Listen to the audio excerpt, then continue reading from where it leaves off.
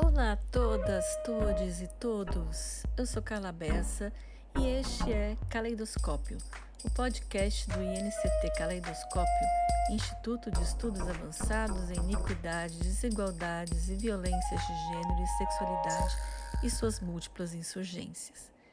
Este podcast é focado nas trajetórias de mulheres cientistas do Brasil e do mundo. A cada novo episódio, vocês poderão conhecer um pouquinho mais sobre a vida e a pesquisa de mulheres que têm revolucionado o fazer científico a partir de uma perspectiva teórica feminista. O episódio de hoje foi gravado na Inglaterra enquanto eu realizava uma visita técnica ao King's College em Londres e à Universidade de Lancaster, em Lancaster. Nele, você vai conhecer sobre o trabalho e vida da doutora Esmore Miller, professora de criminologia da Universidade de Lancaster, que vem desenvolvendo pesquisas com foco na intersecção raça, juventude, gênero e exclusão, e, neste episódio, nos conta de sua formação intelectual e política nas escolas jamaicanas, onde nasceu, no Canadá, onde terminou seu ensino médio e fez sua graduação, na Irlanda, onde fez seu mestrado e doutorado, e em Inglaterra, onde atualmente leciona. Ela nos conta como o tema da justiça racial atraiu sua atenção como pesquisadora e como em seus estudos elaborou uma forma própria de entender o funcionamento dos sistemas penais de justiça do Canadá e Inglaterra para lidar com infrações de jovens a partir do que nomeou de tese da intratabilidade-maleabilidade, ou seja, um parâmetro de justiça que reitera a racialização da juventude e as desigualdades daí advindas. A professora Miller desenvolve essa análise no livro lançado em 2022, Raça, Reconhecimento e Retribuição na Justiça Juvenil Contemporânea, a tese da intractabilidade e maleabilidade, publicado pela editora Routledge. Quer saber mais, mas não é fluente em inglês? Pode-se acessar a audiodescrição do episódio e selecionar a legenda na língua desejada no nosso canal no YouTube INCT Caleidoscópio. Confira agora a nossa entrevista. Hi everyone, I'm Carla Bessa from State University of Campinas, Brazil. I co-head the Center for Gender Research, PAGU, and also co-head of the ENCT Kaleidoscope. Today we are at Lancaster University talking to Dr. Esmore Miller, a lecturer in criminology at Lancaster Law School. Dr. Miller, well, from now on, Esmore. Can I call you just Esmore? Esmore's fine. Okay. To start, could you share a bit about yourself? Where you're from, your cultural background, and what drew you to an academic career? Hi everyone. Thank you for having me, Professor Bessa, Carla. It's my pleasure to be here. As a start, as you noted, I'm a lecturer in criminology in the Lancaster Law School. To make things more specific, my area of interest is youth justice. I pursue research in the area of youth justice in general, but the more refined, more specific idea of my research focuses on race and gender and those intersections that impact young people in the justice system that are defined by who they are as racialized minoritized individuals or gendered minoritized individuals in the cross-section of things that they encounter. To answer your question about what drove me to academia, I was always a writer. Ever since I was a kid, I was always writing stuff. And I was always interested, because I read a lot of, as I wrote, I was always interested in social issues. My original interest was in social conflicts or war stories. I was really interested, not in the theater of war, but what happens at war, what happens at home after the men go to war. I was really intrigued by the way that, I think it's one of my first introduction to gender was the conversations that were being had about how the women took up the mantle after the men went off to war, how the women kept the home fires burning and how they did so successfully, and then the sort of conflicts that occurred when the men came home and the women were displaced from their, so the sort of those gendered conflicts that define our modern society. I was always interested in that, but more specifically, I was also interested in the way that family dynamics worked. And there's always this question for me about the way that families, on the one hand, are said to be this important group in our life, this important structure in our lives, but also they could potentially be the most harmful structures in our lives. So you can get the benefits and burdens of family and why institutions are deemed to be important and who decides what's important, et cetera, et cetera. So my interest in the research came from my engagement with those kinds of stories growing up. I didn't know that at the time I was going to head in academia. I thought I was going to be a journalist. Oh, I didn't know about it. Yeah, I thought I was going to be a journalist. I was the first that one of the first concrete professions that I thought related to my interest was journalism. I thought these people are reporting stories from around the world, and I had a romanticized version of it for a long time, a vision that was about going out in a linear way, gathering the stories and coming home and telling them and back and forth. I didn't understand the sort of the challenges to entering like a professional career, and all those things came later. But later, when, like in your high school? When I started high school, I did high school in two countries. I started high school in Jamaica. I went until grade 11. And then I moved to Canada and realized at the time... Oh, you end up your high school in Canada? Yeah. Oh. I finished my high school in Canada. I did my final 2 years of high school in Canada. And at the time, in Ontario, where I moved, you finished high school in grade 13. So I had 2 more years when I moved to Canada. Okay. Didn't know this. I thought I was done. When I moved to Canada, the questions about family became even more prominent because, I was moving, it was a different context. I suddenly was introduced to this module in my high school called Families in Canadian Society. And it was it was a sociology module, and it was a broad topic with family as a sort of overarching lens through which we viewed society. And it was this plethora of themes that were being explored. For the first time in my life, I was reading about young people, social issues. Anorexia nervosa was a big deal in the 1990s. There were loads of programs on TV that dealt with people struggling with their impulses or using their consumption processes to structure their lives. So women... It was very gendered as well, very much about how young women view themselves through the lens of the world. I remember doing a project in that module with another friend about mixed race children and who were adopted by white Canadian families. And I remember that was my first sociological interview. I had a phone interview with a couple, husband and wife, who had adopted 2 children, who also happened to be mixed race. And we just remember getting them to talk about why they decided to adopt these children, what has happened since, and I don't remember the finer points. But I was always involved in things related to information gathering and storytelling. So that was the sort of first way that I structured my... Somehow you end up like doing your undergrad in history, yeah?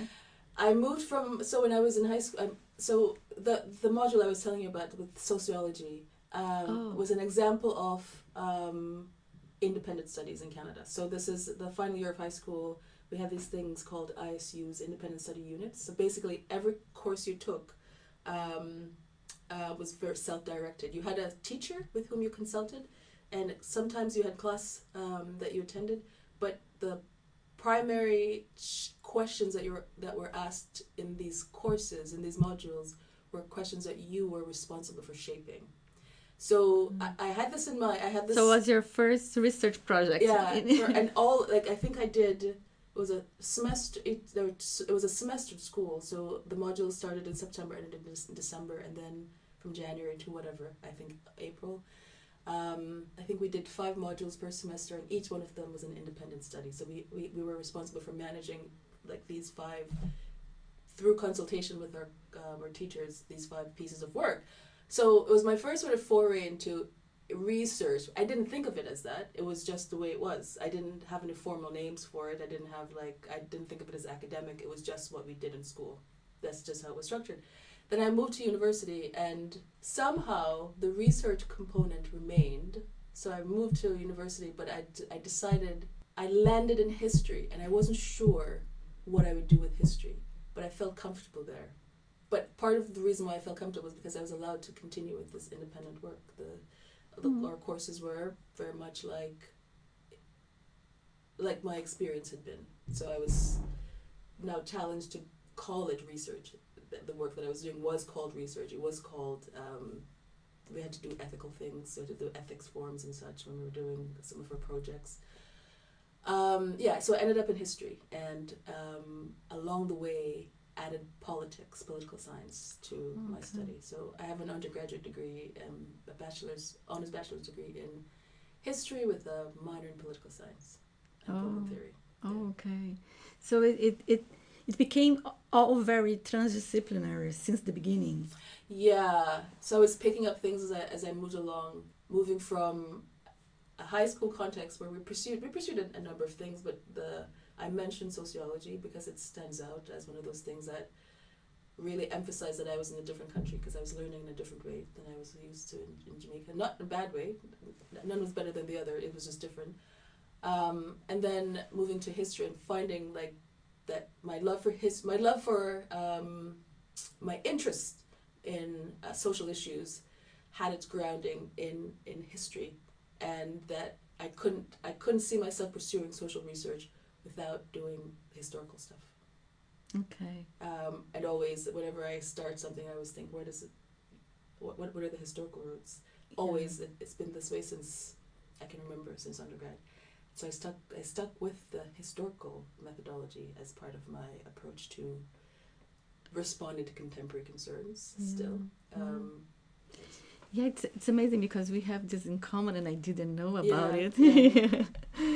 In Brazil, we've seen affirmative actions laws transform the higher education landscape. Well, we still need some improvement on this, but surely it is more racial and socially diverse than it was when I was a student. Mm-hmm.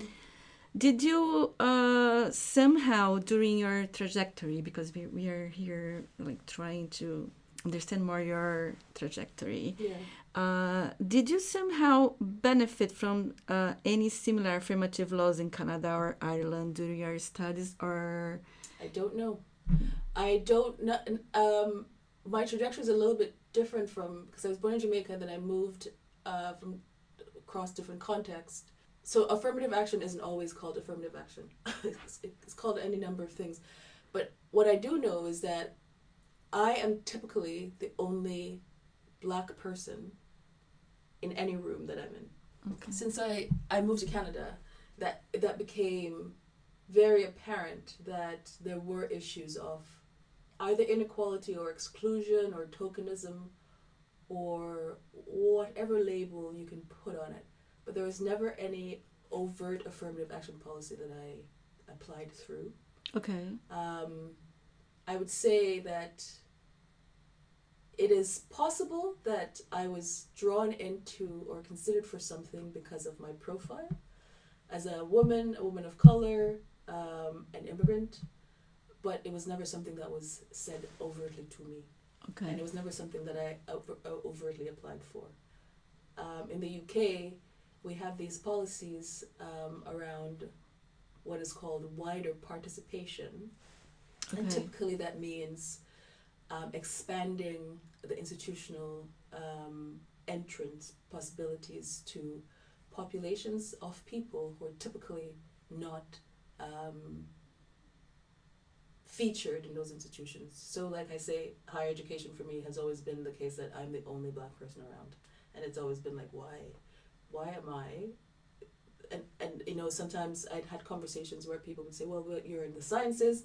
If you want to see you're in social sciences.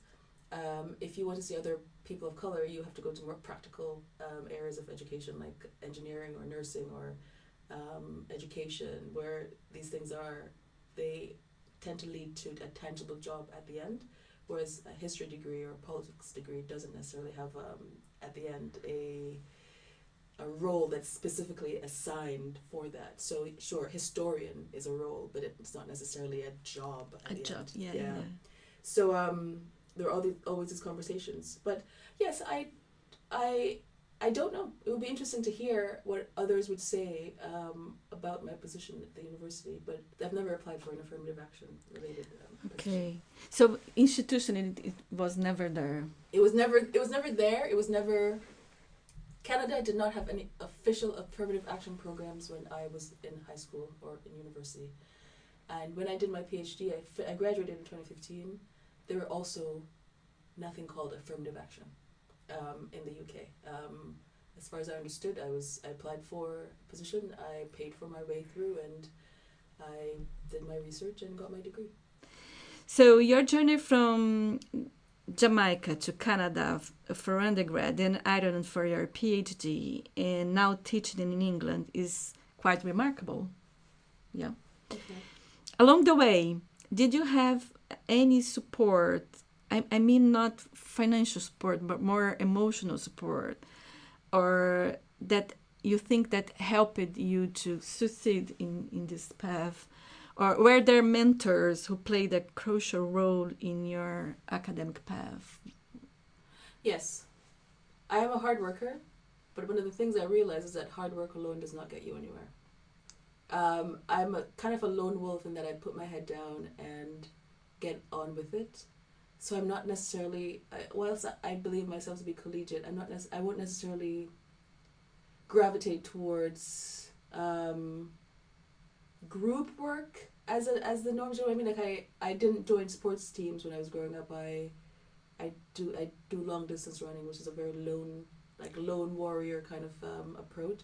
But the hard work part, I also have a sense of giving back to the community. So as volunteer, so like the question of a mentor or mentors or good role models or good samples of people to live by has always been very important to me, because that was my foundation growing up in Jamaica. I grew up in the church, and the church is, even though we didn't call it that, it's all about nurturing youth through their transformation.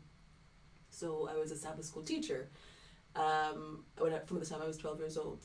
A teacher at 12, it's not a natural phenomenon, but it's something that you get taught how to do it.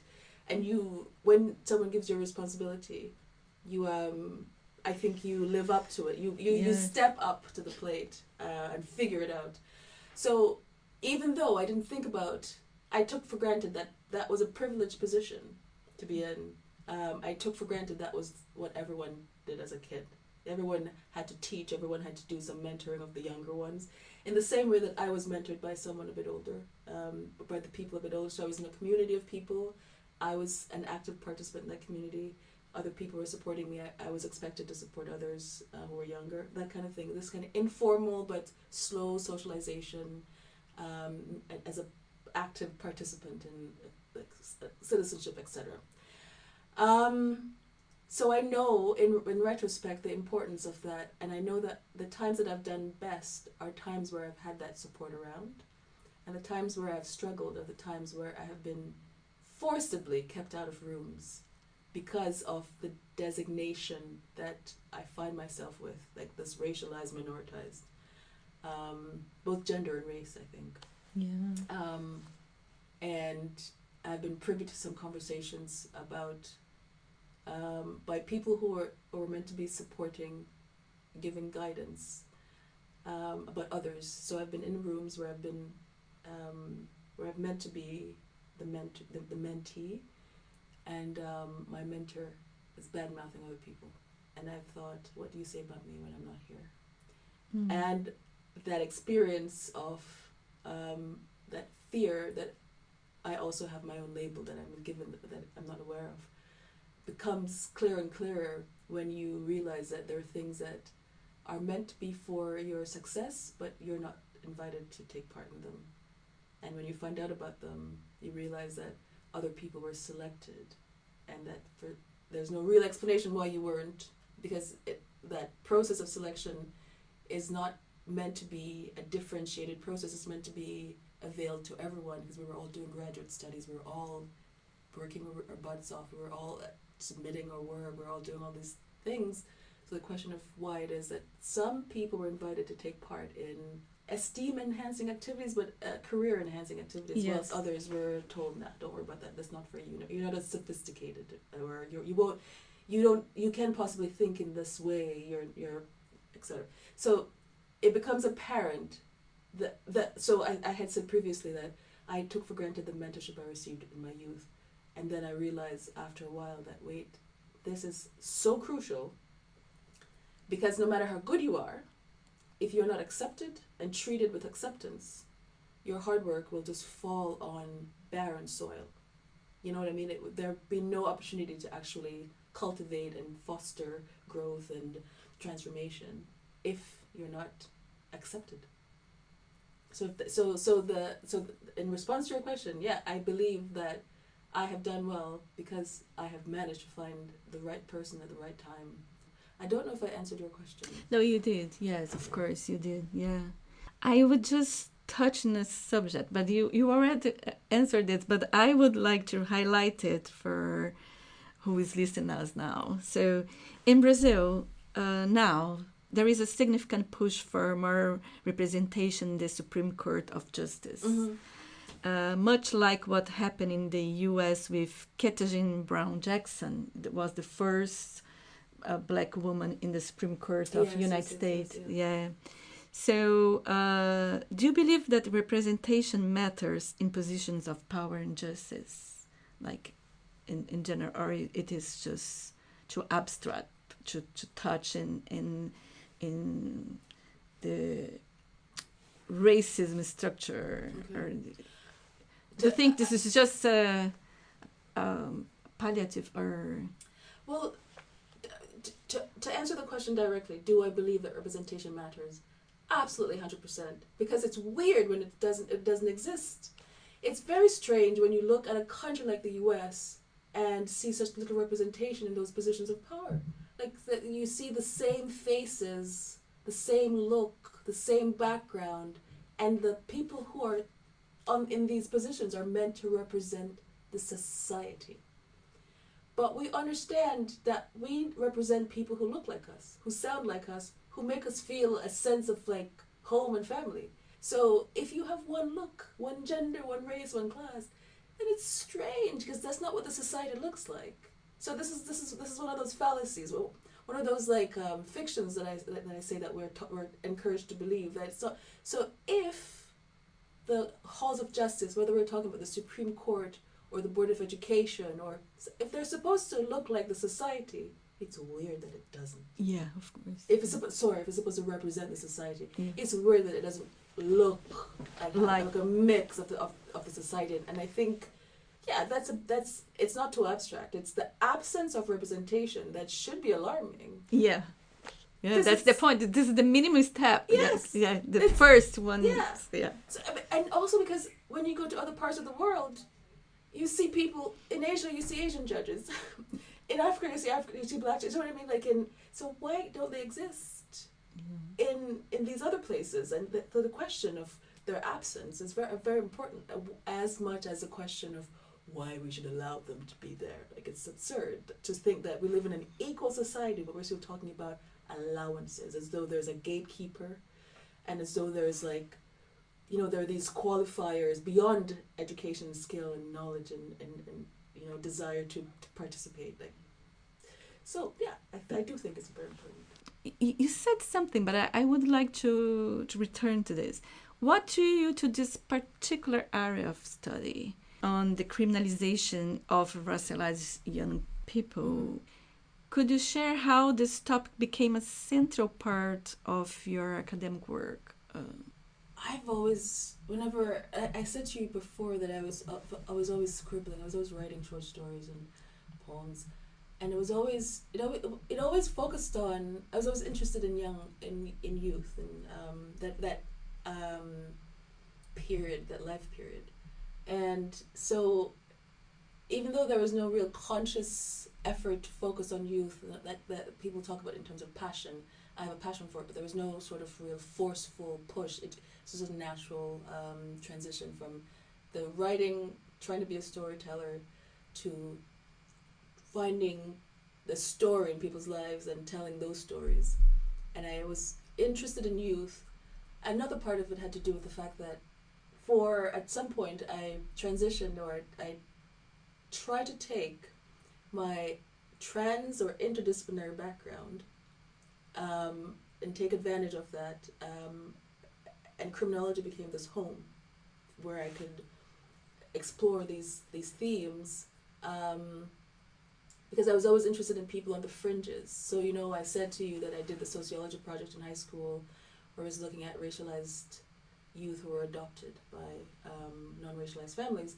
So I was always interested in knowing how those young people turned out, like what they got from those families versus what they could have gotten from their original families. It's not so polarized as it, like critical and non-critical criminology, but there's an orthodox way of approaching criminology that has been implicated, and we see this in the literature where they talk about that traditional criminology has been implicated in some of the more nefarious things to do with our society, it's criminological thought that helps us organize the modern thinking. And the modern thinking and the modern approach is very problematic because it has defined people in and out of acceptance. So in criminology, there's an understanding that the orthodoxy is to focus on men. It's about men, it's about white, Western, well-off men. It's about the sort of Robin Hood men who you can romanticize. So we know that crime is bad, but we say it's okay, it's acceptable or normal if it's done by men. So there's a push in criminology for more critical perspectives, and my approach fit, my interest in youth fit in this more critical, so the challenge of the orthodoxy, because I understood that orthodoxy, by its very nature, was promoting this sort of like taken for granted way of looking at people. So the labeling and categorizing of individuals, shoving them into particular confines and keeping them there. And so the criminological work that I'm interested in challenges those orthodoxies, and it looks at, instead of the administrative approach that looks at the criminal as defined by those orthodoxies, I look at the way that everyday life becomes defined or enables those originally marginalized individuals to remain marginal. And part of that is talk about, instead of the criminality that ultimately gets held up in the statistics, talk about the processes that sets that in motion to begin with, so the criminalization processes. And what I discovered is that penalty is much more than what people who have offending behavior experience.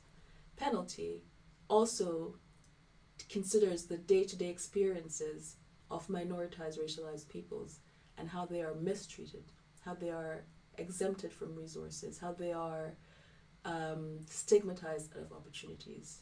And for young people, this is especially devastating because youth is the point in your life when you experience a transformation where you determine what kind of citizen you're going to be. So if you are labeled and criminalized or experience penalty all the way to the point of your transformation, this is how you're conditioned to think and behave.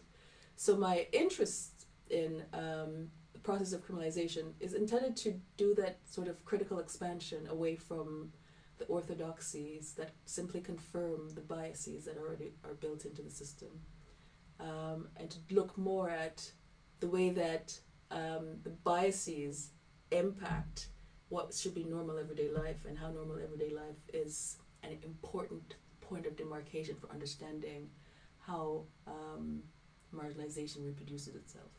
For me, it was really new, this intractability, malleability thesis. Could you explain that a little bit for us? Yeah.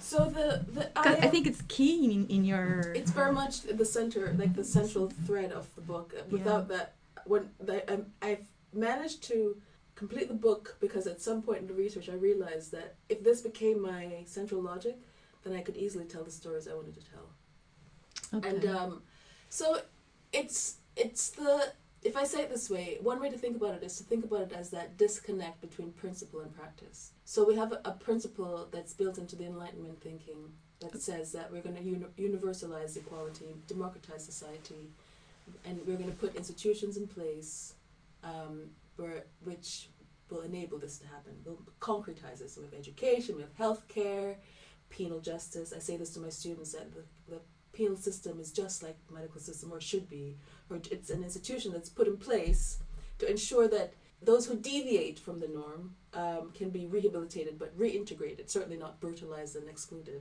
So we have this thing, the principle that says Enlightenment thinking, institutionalization of these processes, etc. And what that implied when I did the research, both the historical and contemporary research, was that built into that logic is that we see the human as someone who is redemptive, someone who can transform. And it's, in fact, much of the policies that came out, especially at the beginning of the 20th century, indicated that with environmental change, especially young people, their life trajectories could be positively changed or positively influenced, right? So with environmental change, we can have the transformed individual, responsible citizen, stable society. Okay. Right. That's the principle. That's the principle. Yeah. And then you have the practice. So the principle says we think of people as malleable. They can be molded. So malleability is about, it's like you have a clump of clay and you're sculpting it into something, into whatever shape you want, right? Right. And then you have the practice that was completely contradictory to the actual principle, because even as the Enlightenment and institutionalization set in, what you saw are the sort of like the rise of empire and the colonization of the recolonization of the previously marginalized, enslaved, genocided peoples. What you see is another form of institutionalization happening specifically in those particular countries that we think of as the third world. So, for instance, we should think it's weird when people say Africa is poor. Yeah, of course. But we don't really think that. Or the Caribbean is poor. So all of these places became the breadbasket for a very small portion of the world. And so we saw, as the Enlightenment supposedly set in, and differentiation set in as well. Certainly those hierarchies that we now come to view as normal. So, of course the West is better. We're just better here. Of course, England, especially Canada and the US, superior. It's just better, normally, of course, naturally. It's just it's God meant for it to be this way. If you want to take it really like biblical, but what that hides is the fact that we don't apply the same principles of malleability to those contexts and to those people who live within those contexts, or if you're a person who is identified as belonging but you live elsewhere. So I'm technically African, but I was born in Jamaica, raised in Canada, live. You know what I mean? So you are not. I'm not. So it's unsurprising that no matter where people who look like me look, we struggle to get out of the bottom. Because my hypothesis is that the principle of malleability did not extend across the board according to the universal Enlightenment thinking. Yeah? So it selected a few and defined them into acceptability as human as the ideal subject, and then it selected the many as intractable. So in the literature, especially ones that concern the sort of new science at the time, which was eugenics, the ordering of races into hierarchies, what we saw, especially in the UK, were these conversations around young people saying, oh, absolutely, we need to intervene in the families and ensure that the families are supported so that we can use environmental change to cause moral change, to cause people to develop a greater sense of pride, a sense of respect for themselves and therefore for their communities, so they can be good citizens and participate. Except, it went on to say, I have a quotation here that I used recently, but I can't access it right now. It was along the lines of, your environment can change and you can transform, but your heredity. So the thing, your genes, your DNA, is unchangeable. So it's intractable. If you belong to a certain demographic, certain heredity will prevent you from being malleable. I take malleability as a synonym for equality or democratization. So it's saying basically like everyone can access the best version of themselves, and we're going to make sure that nothing stands in their way. We're going to ensure that not only do we not impose violence on them, we're going to make sure that we remove all the barriers. So that was the understanding. It wasn't simply that we'll ignore, and this is the distinction between like positive rights and negative rights. But we with modernity, we did gravitate towards positive rights, where we not only accept that individuals are human and should be treated with decency, that we have rights, but that some people are not necessarily born in the best position. So we should ensure, by reaching out, we should intervene to ensure that everyone gets, that the playing field is leveled. So this is why interventions, especially at the beginning of the 20th century, were prioritized. So in families that were working class, that didn't necessarily have the best resources, you had these philanthropic movements like the child court movements in Canada, the settlement movements in the UK, where intervention was prioritized. And this was the idea, that you'd go in and ensure that not only are we saying that everyone should be equal, but we should ensure that if you were not born in an equal position, that you find ways to overcome that. Except then you hear narratives like, well, these young people, in relation to the racialized young people in the UK, in interwar Britain, so between the First and Second World War, narratives came out in certain reports that were important, that said, these youth, they're not fit for British society. They don't belong in a progressive Britain. Effectively, we worry that they're going to bring the society down rather than lift it up as we intend. So at the same time they were talking about the malleability of the white youth, they were talking about the intractability. Well, they didn't use the term, but I came up with this idea that they must necessarily mean intractable. They never admitted that this is how they view the young people. Okay. But I thought, if they're saying malleable, then we have to have a different terminology to describe the way they're treating the non-malleable, because not everyone gets treated with that notion of malleability. And in the beginning of the book, I talk about Lavinia Woodward. Yeah. And as a case study, a way of explaining the way that these things can play out. And I included a quotation from the judge. So Woodward pled guilty to assaulting her partner with a knife.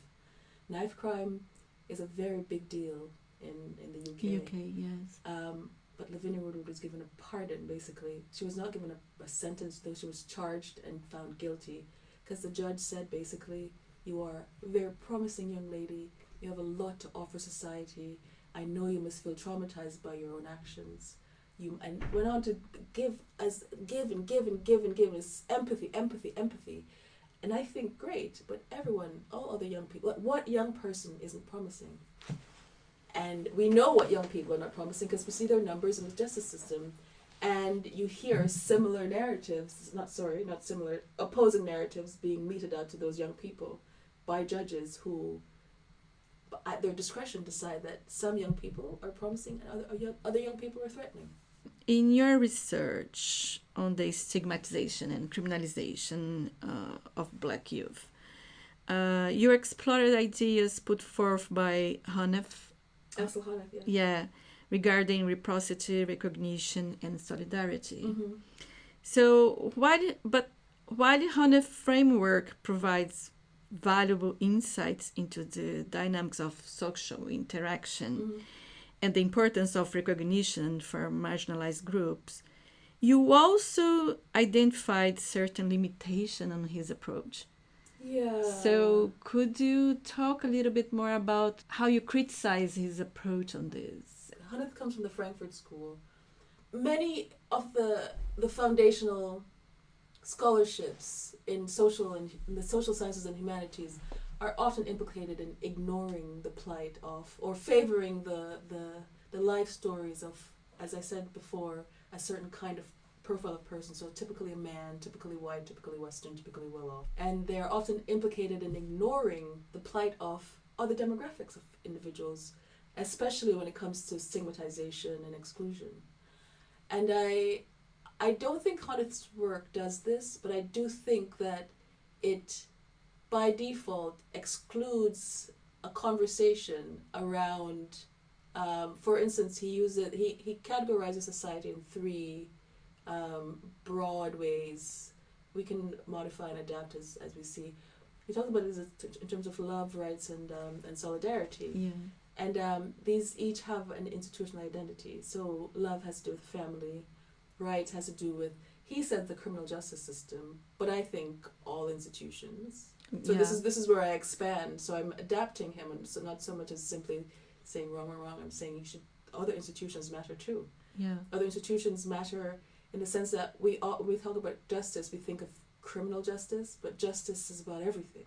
Yeah, it's about education. It's about access. Access. It's about the level playing field. It's about what the Yeah. Enlightenment promised. Yeah. So it can't be about criminal justice alone, because as I indicated before, I believe that all institutions, including criminal justice, were intended to do that rehabilitative, redemptive thing. But somehow we've focused on criminal justice as sort of exceptional, and the others as in a different category, but they all belong, I think. So I expanded that to include other institutions. So I talk about education a lot, or the way that education can also be, we have a principle that education is going to be our salvation, except the system itself in practice excludes, and it differentiates, and it does all kinds of bad stuff. So and then he talks about solidarity and representation of the wider society, which I completely agree with. I do believe, I prefer his version of solidarity to Durkheim's version of solidarity, because he's talking about something that I can immediately get examples, because when I think of broader society, I think of those everyday things, the participatory things that can be part of institutions, but just on a regular day-to-day thing. You think about a young person living in an urban area who doesn't have a backyard, who has to use the sidewalk as their playground, but then that exposes them to scrutiny of neighbors, potentially scrutiny of law enforcement. Because if you're someone who doesn't have a backyard, you likely are someone who's poor. You likely are someone from a community that gets surveilled, because that's happening. That's the normalized thing. Poor communities get scrutinized by law enforcement. So with Hannah, what I did was I really liked his structure. Okay. I like the love, I like the rise, and I like the solidarity. I think, sure, we can try to add a few things here and there, but I think within those three structures, we can see the microcosms of society represented. But I thought that he was limiting his thinking, because he said, for instance, that what happens in the family is an internal thing. So he was taking that old way of thinking, that divide between private and public spheres, and treating it like it was real. Yeah. I don't think it's real. It's very artificial. So I talked about, in my example, I talked about the fact that the family, what happens in the family, cannot be separated from the interventions and the political processes that are taking place within society. And all the sociologists that have touched on historical elements have admitted that the family does become this sort of framework for scrutiny. And typically, a working class, but typically marginalized families, they become rationalized as a space where the state can put its policies into action, can test its policies, right? I suppose it depends on how you view this. But so with Hanneth, I liked his structure, but I also thought that it could, for my purposes, it could benefit from it. I'll rephrase that. It helped me to support the arguments about that disconnect between principle and practice, because it shows the absences in the way that the knowledge production process has rationalized. So the idea that you can write a fantastic book that Hanneth had, and say that the family is not open to intervention, that the family is an internal structure, that you can write a book like that and and still be sort of well recognized as someone who is a key thinker. Yeah. Indicates to me that there's a lot of things that we accept as real that are not real. So I took something that was out there that enabled me to demonstrate what exclusion looks like. So Honneth's structure and the way he categorizes it, even though he later comes back and says, oh yes, of course, the family, because someone pointed out, another scholar, Nancy Fraser, pointed out, hey, the family is like the premier institution for intervention here, so how can you say that it's above intervention, that it's completely internal? Yeah. And so one of the reasons why I used Honneth is because, well, I used him during the PhD, and I really like the structure, but it enabled me not just to take for granted what's out there, but to show, from a critical perspective, the gaps in the way we represent the social reality, the practice of enlightenment thinking, practice of enlightenment logics. Yeah. You mentioned Nancy Fraser. Mm-hmm. And also you mentioned along the book bell hooks and Grisho and others, feminist thinkers. Yeah. So I would like to know what was the role of those feminists in your critical analysis, like in your confrontation with this the structure or more of the more canonical the orthodox the literature. Yeah. So those thinkers, Nancy Fraser, Bell Hook, Kimberly Crenshaw, Patricia Williams, Sylvia Wynne, they all gave me enabled me to develop a vocabulary. I do a lot of adopting and adapting. I take what I see there because it resonates as something related to what I want to say, and I'll adapt it. I mean, this is the academic process. But what they did was that they gave me that vocabulary. They enabled me to develop that vocabulary through the examples that they used and the critical analysis that they did, to do the critical thinking, the critical analysis of the orthodoxy that I want, like you say, the canon that I wanted to do. And it's simple things, because I think I mentioned this to you. I was convoluting everything. I was making everything too complicated. And I realized I should write the way I speak, because when I explain things through sort of our interaction, it makes sense. And then I try to write it, and I make everything so sophisticated that I sophisticate myself out of existence almost. So Bell Hook, in her book Outlaw Culture, has this fantastic example that she uses. And I would never have thought to use this. When I read it, I feel like she gave me permission to use the real stuff that was happening as because what else?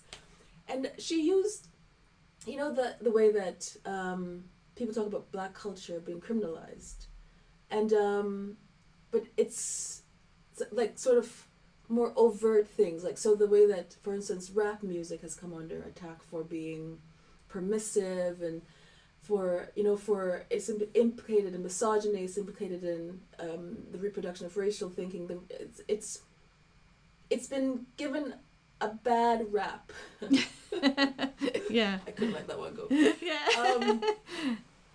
But Bell Hooks he took a number of artists that were well known, including Snoop Dogg, and Ice-T, and I forgot who the third person was, and then he'd compared the content of the message that was the story that was being conveyed to, I don't know if you've ever seen this film called The Piano. Yes, of course, yeah. Jane Campion? I think so, yeah. The director. Yeah. And I thought it was interesting because she talks about the fact that The Piano is one of those films that was really held in high regard by the Academy. The Academy's recognition is very important.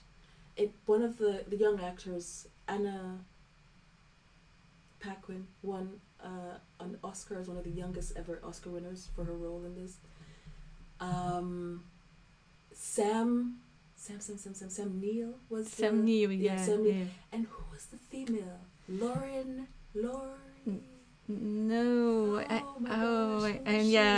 can't. But one of the scenes was the story is about an abusive relationship, and the main character who's meant to be Sam Neill's love interest, who plays up opposite Oh, Sam Neill. it's Harvey Keitel. Yeah. Is it Harvey Keitel? No, Yeah. I'm sure it's not Sam Neill. No. Holy It's mackerel. Holly Hunter and Harvey Keitel. Keitel. No, Sam Neill is also. Oh, Sam Neill is also. Yes, of course. Yes. So you are right, Holly, because one is the husband and the other is the lover. Yes. And the husband chops off the new his wife's hand or finger. Yeah, because she plays the piano. And yes, he felt she gave too much attention to this object and not enough attention to him, and she did not honor him as a man. And it was all these gender politics that happened. But what Bell Hooks pointed out was that in the furor against the anti-rap furor, what the critics point out is that black music is denigrating and it supports or promotes the brutalization of women. And then she says, and here you have this film, and she described it as whiter than white, that is held in high regard because it's said to be telling a story. Except if you read it more deeply, you could also read it as a film that's promoting the brutalization of women, because it's a story that talks about that normalizes the idea that this woman was sent away as in an arranged marriage, had no voice in this, and when she tried to take her voice, it was removed from her because her voice was through her playing of the piano. It was brutally taken away from her. So I guess she was saying, what do we criticize, the white fellow who chops off his wife's hand or fingers, or the black fellow who shows the big butts of black women and talks about God knows what. So the point that I took from that wasn't simply that Bell Hook was saying rap music is good and the piano is bad. She was saying, why do we choose the things we choose to honor? And why do we choose the things we choose to dishonor? Why do we choose the things we criticize? And why do we choose those objects that we choose to hold up and say, this has value for society? She's it was enabling us to think in a more critical way about something. Because when I watched the film The Piano, I thought, oh, it's so touching, with a sad story of this woman and her poor little daughter. Now what should we expect for a young woman growing up watching that thing happen to her mom? Go on and on. And the last scene is so I can't remember the last scene. She goes down to the a sea with the piano, because she's attached to the piano. I don't think it's the last scene, but because she goes down with she takes it like Virginia Woolf, she puts the rocks in her pocket. Yeah. So it's about, I think what you're saying is that here we romanticize gender brutality, and then on the other hand we criticize what we consider to be gender brutality, because what she's saying is that there was clearly brutalization happening in the film The Piano, but whether we determine brutalization to be a product of rap music or not is very arbitrary, and depends not on rap music itself, but on the particular rappers and particular stories that are being told and who's telling the story. So it's when I read Bell Hook, when I read Outlaw Culture, because I'd read Hook before, and sometimes you can read too much into something. When I read those examples, I thought, how interesting that is a narrative, an approach to that thinking that I had never really been taught and never thought of, and how much I normalized this romanticization in the piano of brutality, but also had a problem with rap myself. In the same way that I had a problem with, I remember in the 1990s people talking about dancehall music in Jamaica being defamatory to women because it's all about sexing up girls and little the hot bomb or whatever. But now I can also think, you know what though, we can't collapse these narratives into each other. We have to sort of separate what we want to say. I can still say that I don't believe in the objectification of women, but I can also say that this also applies to a film like The Piano, even despite all the Oscars it got and the recognition it received, and that the way we separated our criticisms, we need to take a second look at our motivations and why. I totally agree with you. Yeah. So people, and of course you have Crenshaw, who talks about intersectionality, and Crenshaw is one of the forerunners, especially when it comes to critical race theory, that has pointed out the problems with the Enlightenment approach.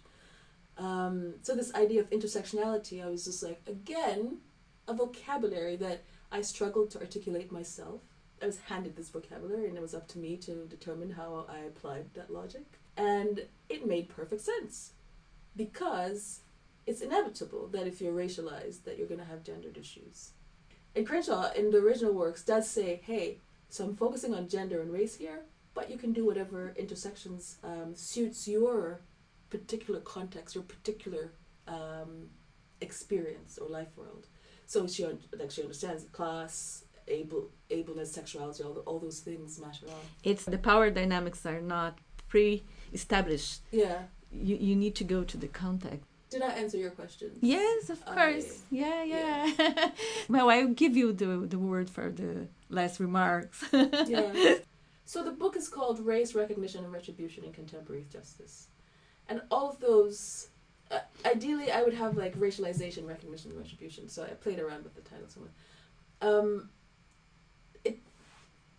It brings together a chunk of stuff, including a big chunk of history and a big chunk of the contemporary that I think benefits from being put up against each other as reflecting glasses or sort of surfaces.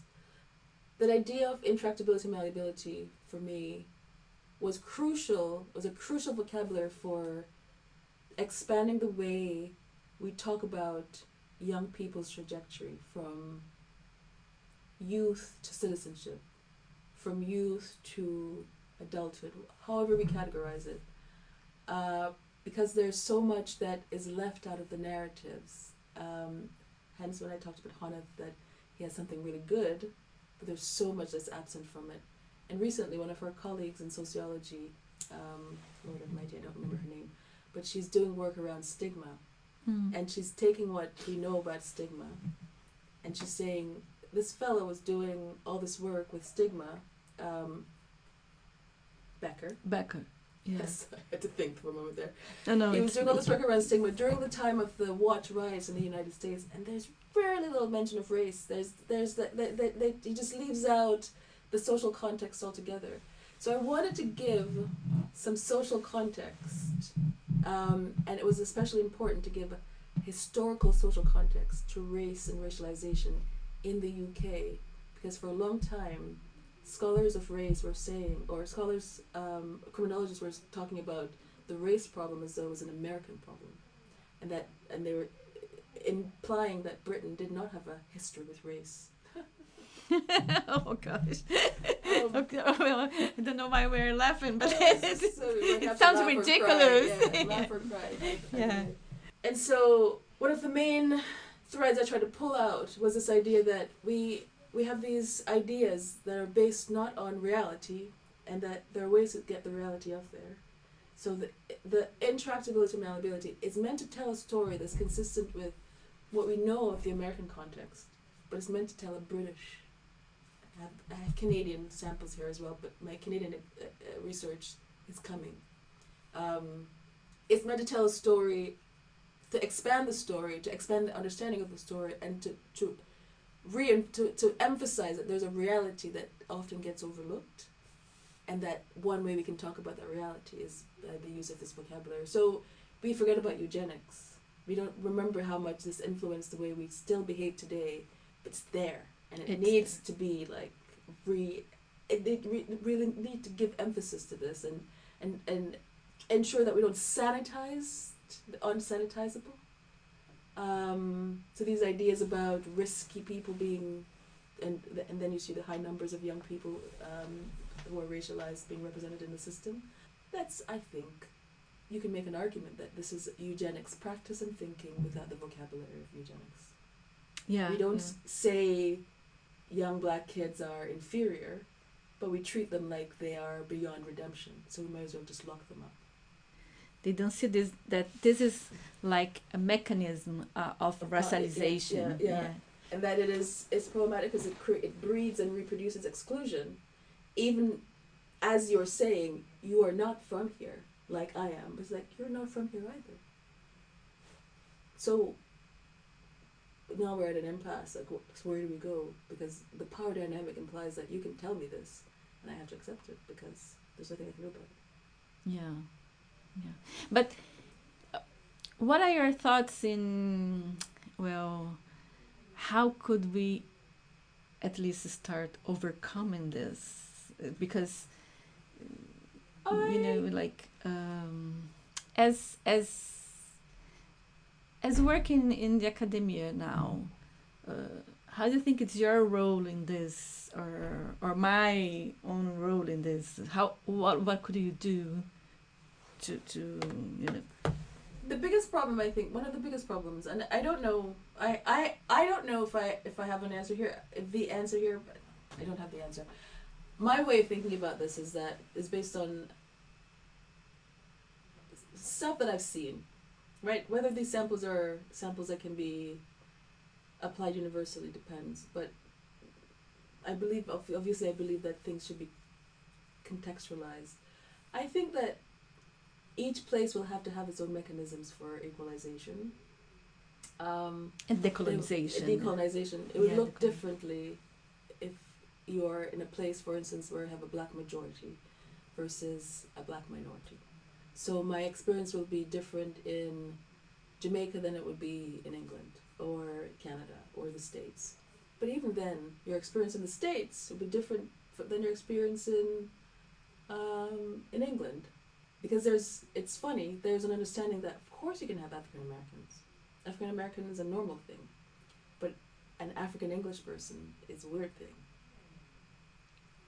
Do you know what I mean? Like there's this explicit or implicit, depending on who you're talking to, who'll say, "Oh, you must be American," and it's like, "No, I'm Canadian or I'm English," and it's like, "Oh, but that's weird. That doesn't make sense." So, so even taking it from this perspective, you understand that the context matters to your experience. Therefore, the context must matter to whatever transformation away from inequality you experience. I think one of the things I realize makes a difference with the way that society transforms has to do with the way that youth, new generations, impact social norm change. Because sometimes I ask myself, how does something that is so taken for granted, how does it change from one generation to the next? You know, and it's not just technological stuff, it's social things as well.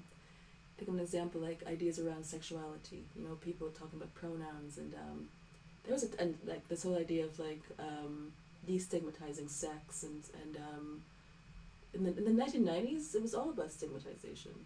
People never said that out loud, but the shows you saw on TV slut shamed women. It excluded trans people. Those narratives about sexuality, you know, it excluded. It took for granted racism as something that was done, despite the overt racism that was in people's faces. All these things, and then you move forward to the 2000s and move forward to the latter, mid 2000s, and this is, you would be castigated, or you think twice about saying certain things about sexualization and sexuality, about gender, about race now, that you wouldn't, it would have taken for granted as funny 20 years ago. And you see this in the cancel culture, like the way that like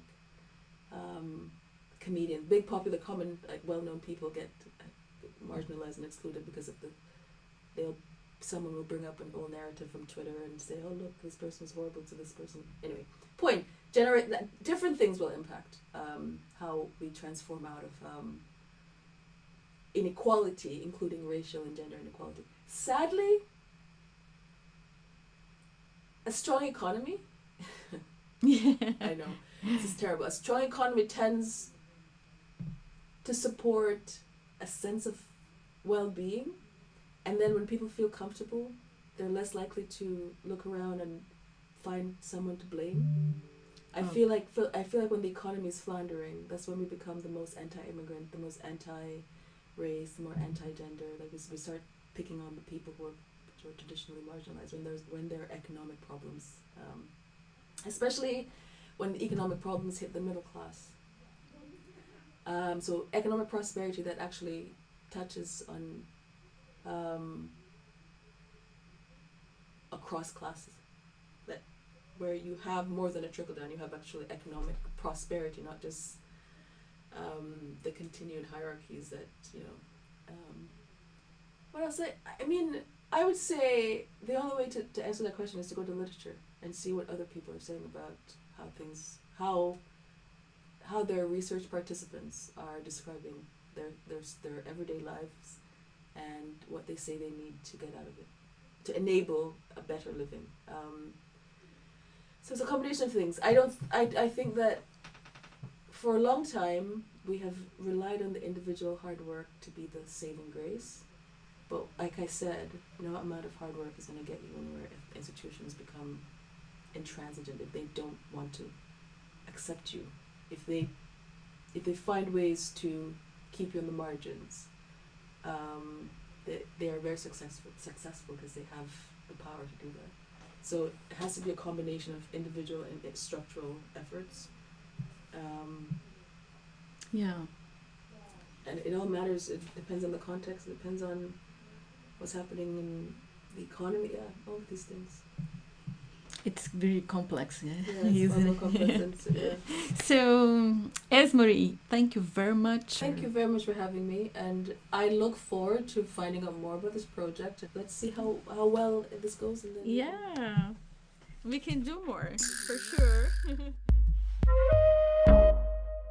Caleidoscópio é um podcast do INCT Caleidoscópio, Instituto de Estudos Avançados em Iniquidades, Desigualdades e Violências de Gênero e Sexualidade e suas múltiplas insurgências, financiado pelo Conselho Nacional de Desenvolvimento Científico e Tecnológico, CNPq. Agradecemos a Esmery Miller por partilhar seu conhecimento conosco.